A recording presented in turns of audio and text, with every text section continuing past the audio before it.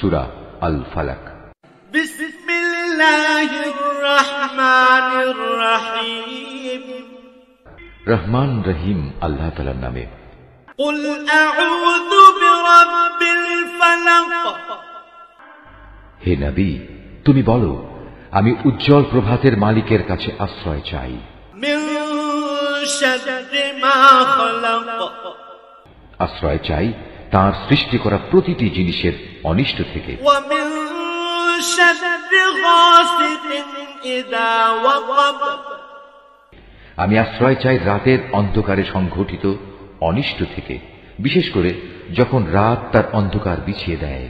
ওয়া মিন শাররিন নাফাতাতি ফিল উকাদ।